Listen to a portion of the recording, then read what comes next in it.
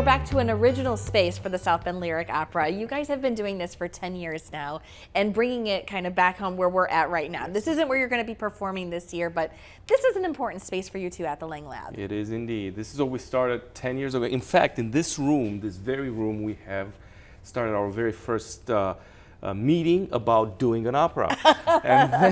and then we decided, wow, this is a cool room. This is a bohemian space. So this is where we did La Boheme the first time in 2016. Yeah, so this is a long time ago. But I mean, it seems like a long time ago, but not really. Right, so, it goes very quickly. It goes very quickly. And in fact, that is the piano we actually worked with the very first time as well. And so. is it still in tune? Yes, almost. Okay. Now Almost. tell us about the opera that you guys are going to be putting on. So we're going to do a production of a song cycle. A song cycle is a little different. A song cycle is a number of songs that have a theme. Okay. And then we have artists that stand and perform. So Rather than kind of storytelling, it's Yeah. more individualized, but also all collaboratively coming Exactly. together. Okay. And it is a storytelling because it does have a theme, but it's not staged and costumed like we usually do with an opera. But it does have a theme, and we have projections to, and Ian will talk a little more about the whole show because it's a really cool show, and it's a project that Ian brought to us, and he is kind of spearheading that in many ways. I love that. Tell us about this, Ian, because this is a really special and unique opera that you guys are putting together. It's a regional composer? Yeah. So Songs in Flight is written by Sean Opeblo. He's a Nigerian-American composer located in the Chicago area. Oh, wow. So yeah, right nearby. Yeah. And I came upon his work a few years ago, just learning about, like, he did a lot of reimaginings of spirituals and things like that, and I really liked his renditions, just the way he composes and things like that. It has that traditional sound to it, but then there's a contemporary spin. There's when you think contemporary, it might be a little bit of like dissonance here, things that are kind of Yeah, like. what does that mean? Yeah, What does contemporary mean opposed to more of a traditional opera Yeah, feel, so it right? just might be different, like aurally, just like different sounds. So dissonance might be one of like some of those chords that just sound like off for a second. You're like, what is that? Like that sort of thing. So kind of a lot of contemporary composers play around with those kinds of sounds and things like that. And so that's quite a bit of what Sean has brought into works like Songs in Flight. So it's taking sort of like the classical realm, but then also intermingling with black music, with work songs, with protest songs, and things like that within the work. So there are influences of various things. And there's in each components one. of this that are factual too in the storytelling process. Yeah. So all Songs of Flight is a response to runaway slave ads from the Freedom on the Move database. And so it was these various poets that read them and then took a response to them. So throughout the work, you'll see projections of these ads, or singers will be reading the ads, and then there'll be the songs are sort of responses to what's happening. And so it's very much kind of like not so much of a historical. It is a historical thing, but it's very much a contemporary response to all of it. So it kind of notes some of the contradictions of in the ads. There are moments of where the slave masters would write descriptions about them that they might know French or know specific details about them. Sure, okay. But it's sort of like there is that humanity aspect to them, but then there's still property. It sort of like looks at those contradictions, and so the work investigates what all of that means. Who were these people behind all of it? And it also seeks to bring a contemporary look at it. So it does. Okay. It does reference the deaths of Ahmaud Arbery and Trayvon Martin and things like that through it as well. So it's very cool. Now, the particular performance, I think on the 16th, you guys have a panel that's going to be participating too? We do, yes. Okay. And we have leaders from the community, and Ian has talked to all of them. Can you tell us a little Yes. bit about So we're fortunate that Dr. Sean Opeblo, the composer, is available, and he is coming for this. Okay. And so this is You can really pick his brain. Yeah, I mean, this is a very busy man. He's really been a rising star over the last few years.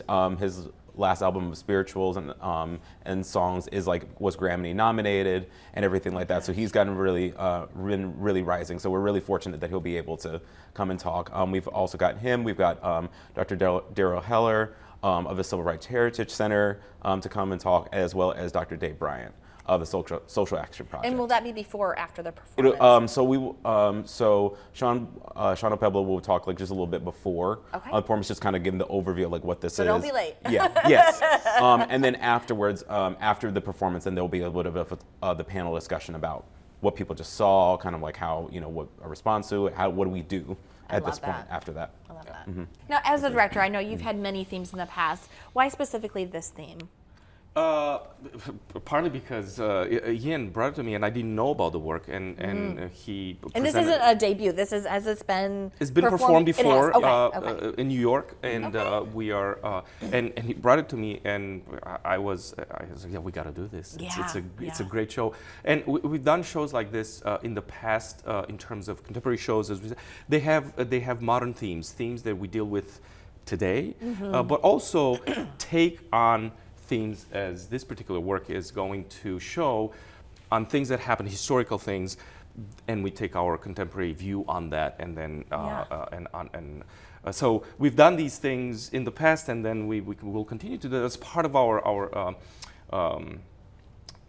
motto to bring contemporary works, also traditional works too, and we've done Yes. that, and we will do that as well. And this you year guys as do well. that too. So this performance, when is it happening? This is happening in October 16 and October 18. October 16 is going to be at Indiana University South Bend in the Yoshi Performance Hall. And on the 18th, which is a Saturday, it's a 2 o'clock performance, is going to be at the MLK Dream Center. Oh, great. So Making it very accessible for our community, right? For our community. And this is one of the things that we have been doing, bringing opera to the community. I love and, this. And this is the first time we're going to be in that part of the city, and we try to move in the north part, and the west part, and the south, and everywhere we can. And why is that to bring important it, to do? Because the community sometimes doesn't come to the opera house because it's like, oh, opera, yeah.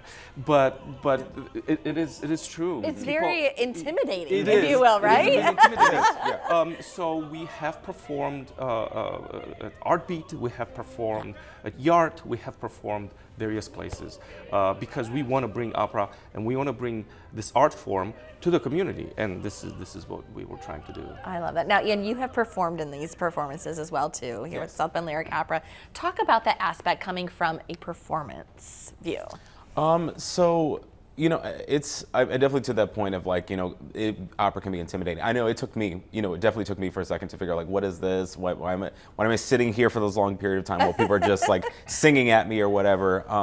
And so I think the thing that's fun about opera is it is a challenging art form. It does take a lot of athleticism. yes. It does take a lot of work. So it is a lot of fun for me just to work on it. But what I appreciate, especially when we did productions like Tosca, back then, is being able to put them in different time periods, and then also be able to put a lot of the things that in these operas from a long time ago are still talking about very similar ideas and things, just at a different time frame.